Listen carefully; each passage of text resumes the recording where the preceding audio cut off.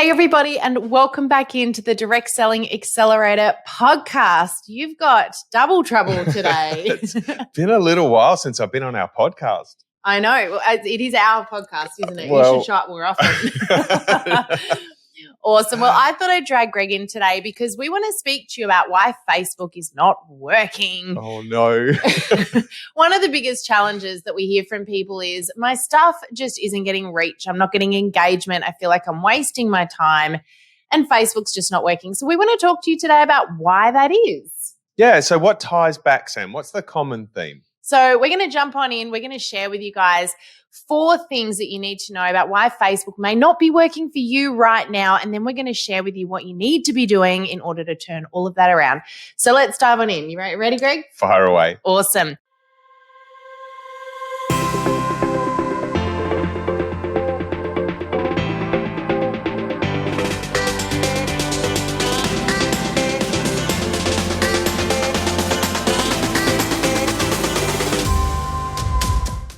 So the first thing that we want to talk to you about when it comes to why Facebook isn't working is the fact that we sometimes get so overwhelmed.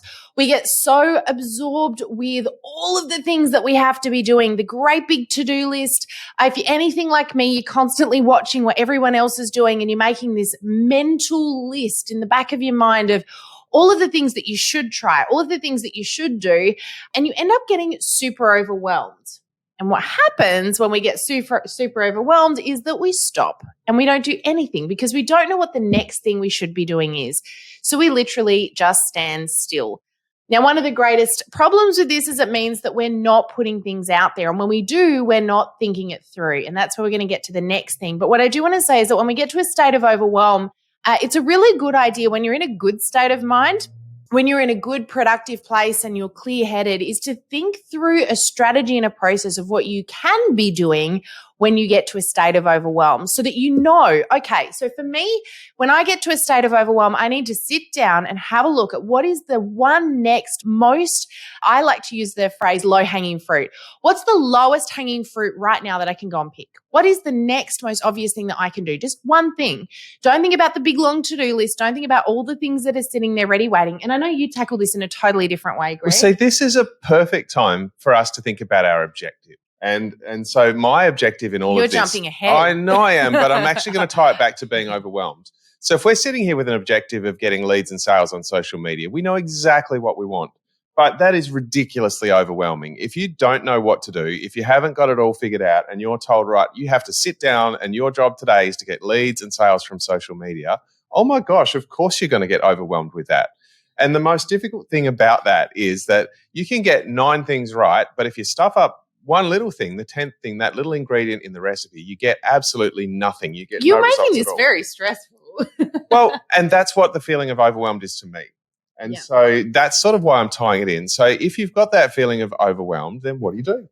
So this does bring us to the next point. And the next point is having an objective. One of the things that we get so wrong so often, we all do it, so don't feel like you're the only one, is that we go into social media with no objective. And this can tie into anything we do in our business. And this is where I think you're coming at with this. When it comes to a state of overwhelm, sometimes it's as simple as stopping and considering, what do I want to achieve? Why am I using Facebook or Instagram? What is my key objective? Now, you might be thinking right now, well, that's obvious. I want sales. Yeah. Possibly. But what is your key objective in your business? What is your purpose in your business? What do you want to achieve? Because sales are something that you achieve when you go after your purpose. Is your purpose to educate people? Is it to build relationships? Is it to help people that have been through a certain circumstance that you might have been through or that are going through a certain situation? Perhaps your objective may be that you want to fund a project. It might be that you're wanting to support a not-for-profit organization, which is one of our objectives. You know, what is your objective? What is your purpose? Now, when you come back to that objective, it makes it so much easier then to think about what's the next lowest hanging piece of fruit I can go pick right now. I kind of love how we bounce back and forth with different perspectives. It's a little bit of fun. So I'm going to challenge you with what I think is not your objective. Unless you're going to die today, your objective is not to live your entire life in a day. And so if we've got a overall objective of getting sales and leads, then that's great. But there may be some steps along the way. So our objective is not necessarily to today implement absolutely everything and get every sale and lead that we could ever imagine today. I mean, that's wonderful, but that's a dream. What we're really after is what's today's next most logical step? What's the part of the process that we're supposed to be doing right now? And so I love to bring that back to, for example, if we want sales, well, that really starts at a relationship. We want to start to connect with people who will eventually become customers. And so that sort of, for me, backs off the overwhelm because we're not trying to actually sell today. Today is just about connecting with some people who are ideal to become our customers. I'm going to draw in a piece of overwhelm for me. I'm going to bring in a bit of a personal experience right here that's very, very current right now. And I know some of you guys are going to go, oh, yeah, that's me too. So do you know one of the things that I get quite overwhelmed with every day is that feeling that, oh my gosh, I should be doing some reels and stories right now. I should be doing reels and stories. I need to be getting reels and stories out there. And I get too busy and there's too much going on because what happens is I stop and I think to myself, hang on a minute. What's my objective here? What is one low-hanging piece of fruit I can go and pick right now? It's not doing a reel or a story. It's picking the phone up and having a conversation with one of you guys.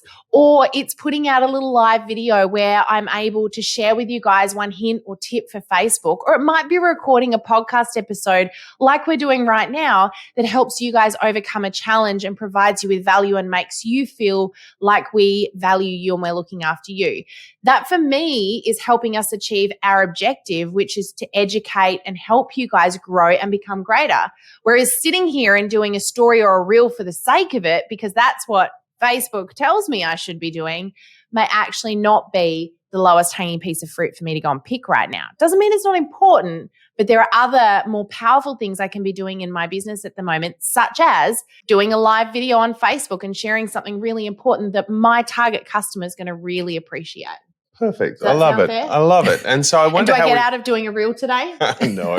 Sure you do. Sure you do. Well, actually, that kind of brings in the next one. So that's inconsistency. So let's say that we set about and we're going to get in and we're going to do a reel every day. Now, the challenge then becomes that if you set a goal like that and you don't do it, you stop, you start, and you know that you need to put effort into something. You know you need to put consistency into something and you start and then you don't follow through, then you've placed effort for no results whatsoever. And that's a problem. Yeah.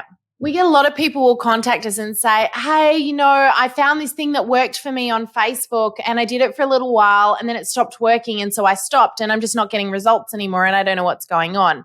Now, one of the things that you need to understand about Facebook is sometimes it's about consistency over perfection. Now, you're going to learn a lot about being really consistent on Facebook. But what I will say is don't wait for perfect. Just get some stuff out there because sometimes you need to throw the mud at the wall to see what sticks. And Facebook and Instagram are constantly changing.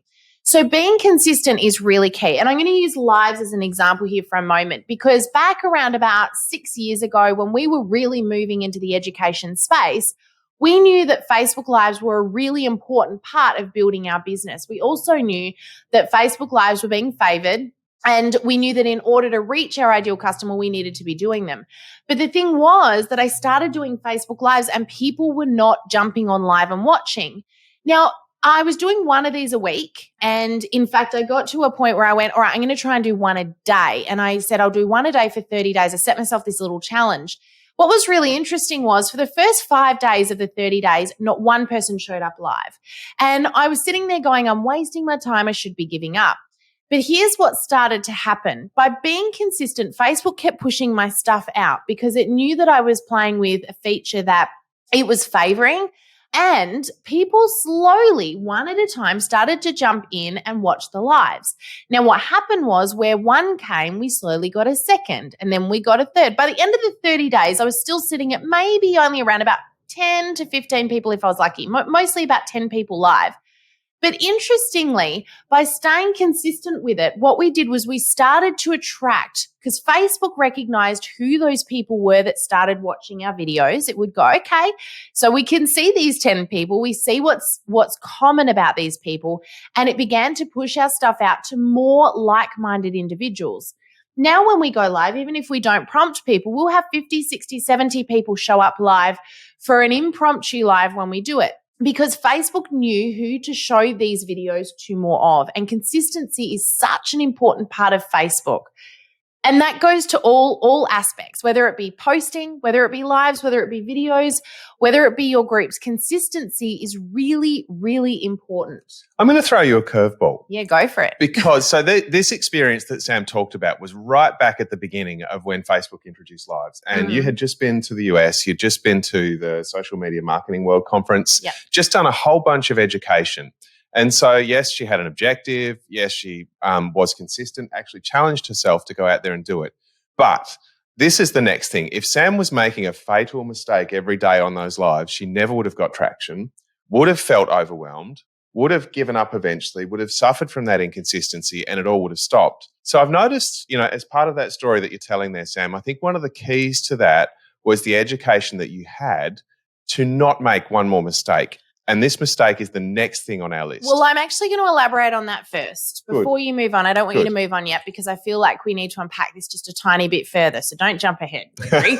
So jumping ahead very quickly here. So I just want to pause on that for a little moment because during that process, I did make mistakes, but every day I didn't just jump in and continue to do the same thing. I paid attention to certain elements. When I got my first person in, I started to pay attention to what they were interacting with. I started to pay attention to what was different about that video to the one the day before. One of the things I learned early on was that when I did impromptu lives where I was in a casual space, so like in my car or something like that, people related to that so much better than if I was doing something super professional where I'd rehearsed it. The other thing that I noticed was certain times of the day were getting me more viewers. So I was paying attention and I was making little key adjustments along the way. What I will say is that this is something that you will always be learning because it's always shifting and changing. And we are constantly learning and shifting and changing for you guys as well because it doesn't stay the same. And while Facebook is always changing, you also need to always be changing. I will also just, as we wrap up the inconsistency part, I do want to just point out one key thing here that's really important to remember. You can work really hard on your social media for a month, for 3 months. You can build your engagement up. You can be posting every day. You can be putting awesome stuff out there. And then you can suddenly have a week where you go on holidays. You got really busy, you get distracted, and you don't put anything up. I don't want to freak you guys out, but this is how important consistency is. In that 1 week, you can undo all of the traction that you created over those 3 months by being really consistent. So this is why it's important to make it part of your regular routine. And if you know that anything could happen next week, I could get sick or I could go on leave or I could get busy. If you know things like that could happen, make sure you schedule it ahead by at least a week so that you're making sure you don't fall into that trap of falling inconsistent because Facebook will penalize you for it. Yeah. Yeah. So you ready to move on to the next one now? I know this is one of your favorites. One of the biggest things people do wrong. It is because we're here to talk about some fatal problems. That's something that we often like to talk about, like, why isn't Facebook working for me? That huge question. And the answer is usually because somewhere or other you're selling. And so you weren't punchy enough with that. Say it again. I can't believe it. Selling again. Like you look at stuff and it's just spam, it's catalogs, it's just that selling stuff and it's repulsive. Is that a bit stronger or do I need to be stronger? No, I meant like you need to be punchy with that. You're selling because you are. Here's what's happening. And we don't really know that we're doing it. It's just that we're so programmed when we're marketing ourselves because of the way that we've grown up, because of the way that marketing's been done traditionally. When we want to grow our business, what do? We tell people what we sell, how they can buy it, what the services are, how they can join our team. We put our professional hat on like we were taught when we were kids to market in exactly that same way. And we act like newsreaders or we act like catalogs or we act like newspapers or stuff like that. The problem is none of those things work anymore. And so we can go out and copy those things and try and convey those feelings. But what people want now is real. And they want connection. There's so many other things they want now, and the old stuff doesn't work. And so people will often say to me, Sam, if I'm not selling, how will they know how to buy my stuff? Yeah. They know. They're not silly. They know what you do. And especially if you've got a business page, they know it's there for a reason. The thing is that when we get good at creating curiosity and intrigue, it actually does something else. It not only has people coming us to ask us about the product, but it has them coming to us so that we can build a relationship with them and turn them into loyal, raving fans and followers rather than one-hit wonders. It's funny. I've got a ridiculous story, and you watch Sam frown right now. This is going to be great. Okay, where is this going? This is going. So I could ask one question about a fish and chip shop and find out how well they're trading, how clean their shop is, how good their food is. There's so much you can know from just one thing. And so that one thing happens to be what oil they're using. And you can look into that and go, What? right, you can tell everything about a fish. about? You can tell everything about a fish and chip shop by what oil they're using. Even that, you can even tell about how busy they are and all sorts of stuff. And so the question is, when someone comes to us and says, I'm having problems with my social media, it's the same boat. You go, okay, you're selling. And they're going, no, I'm not. I'm not. And you look and you go, I don't even have to look. And I'll tell you are, but let's go and look and we'll see why. And so time and time again, when people come to us and they've put in the hard yards, they've actually made an effort, they've been consistent, then they're having troubles with selling. And so that is something that's beaten into us, and it's something that we need a bit of a hand to work on. So that was a very interesting analogy you used I know, there, but honey. let's have some fun. Okay. Why not? I don't know where you came up with the oil thing, but it is true. It is true, and that is the same truth. Can I just ask, what's the good oil? Oh, well, you don't know the answer. No, I do. Actually, the most ridiculous best ones actually don't cook in oil at all. It's actually fat. Really? The best fish and chip shops will do that if they're that really at that explains why top level. my butt's growing. But okay. cotton seed, well, we don't eat fish and chips either. So that's, but it's I an may interesting. have had some chips and gravy with the boys yesterday. I know. Was it cottonseed oil? I doubt it. I doubt it. I don't reckon it was. So anyway, let's move on from the chips and gravy conversation. But the thing is that you need to know is that selling or broadcasting does, like you say, repulse people. And it's not a conscious thing. You need to understand this is a very subconscious thing. People are so programmed to see people selling on Facebook that they can smell it the second they see it. And there are certain words and phrases that make people stop and pause. And I mean, we're trained to pick up on this, which we do really quickly. But sometimes you need to take yourself out of what you're doing and have a little bit of a look and go, if I didn't know, just look at your Facebook post or your profile for a moment or your page and just think, if I didn't know this person at all, if I knew nothing about their business, what would be my first impression of this post or this page? And ask yourself the question, does it feel like it's a sell? Or does it feel like something where they're inviting me in and I'm curious and I'm intrigued and I want to know more? So I feel like we've told people why it isn't working, but I actually feel a bit mean. I kind of want to go backwards and do it a bit of another way, because we've said, well, you mustn't sell. So I want to tackle that in a different direction, Sam. So you're going to go with the last point? Is that where you're going with this? No. Oh. No, but no, you go right, the last we'll point there. and then we'll do a summary. So if you're thinking, okay, well, how do I sell? What do I do? How do I use social media to promote my business? I'm going to bring you back to what it is here.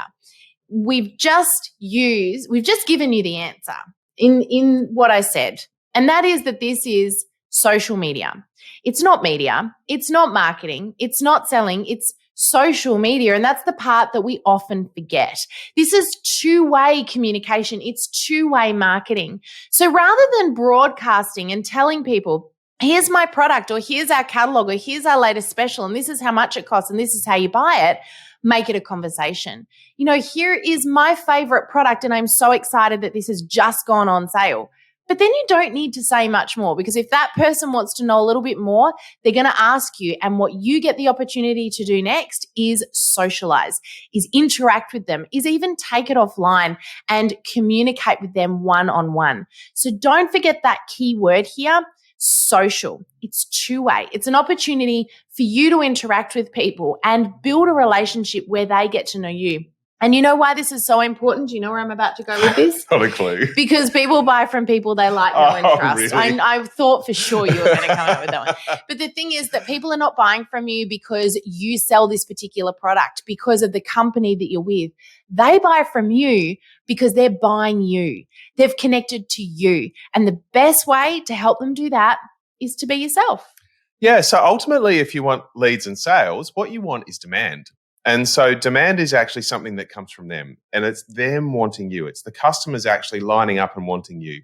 That's the ultimate outcome, is to have them demand you, want you in particular, not somebody else who has your product, not to fall in love with the product and say, I can get that anywhere, but to say, no, this is what I want and this is where I have to go to get it. To the point where they'll pay more just to be able to get it from you. They'll wait while you're on holidays. They'll want the products, but go, I could get that from so-and-so over here, but I'm going to wait a week. To this person. This is the person that I do this business with.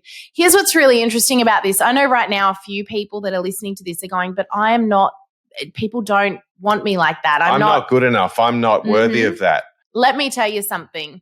You couldn't be more wrong, but people will take the lead from you as well. So while you believe that about yourself, it's very hard to get others to believe anything else. So we would love to share a little bit more about how to have people eating out of your hand and to help you create posts on social media that sell without selling, that create demand, that help people connect with you, that have people coming out of the woodwork to say, tell me more, and that sell without you having to do any pushing, hustling, or shoving or hounding at all. So we've actually got an opportunity that we'd love to share with you guys. If you'd like to join us inside of our webinar, we've got a free training we're doing on exactly this right now at the moment. So if you're listening to this podcast from, what month are we in now? I've totally lost track. We are in September. So we're going to be running through September, October, we're going to be running this webinar, Content That Converts. And we're going to be sharing with you guys over this period of time some information for free on how you can attract your perfect customer that brings you joy, that is eating out of your hand, that comes back again and again and is so loyal to you that they'll never do business with anybody else. And it's really simple, this strategy we're going to share. I feel a little better about that because we've just gone through a whole thing of don't do this, don't do this, don't do this, don't do this.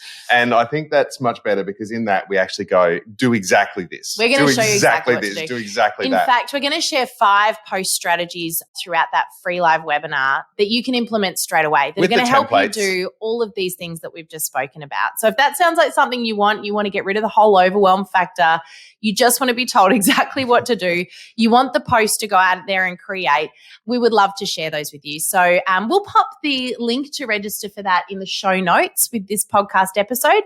So you can jump on in, register for the next upcoming free live webinar. We've got times coming out every week. Make sure that you get in before the end of October. If you missed out on it, if you're listening to this in 6 months' time, that's fine. We've got things coming out all the time and webinars constantly rolling, but this particular topic will be running through September and October 2021. So we'd love to see you there if you can join us. Awesome. Good Anything fun. else you want to add? No. All right. Well, thanks so much for tuning in and joining us, guys. It's been awesome. And God bless. Have a great week. And we will see you on the podcast again next week. But bye for now. Bye for now.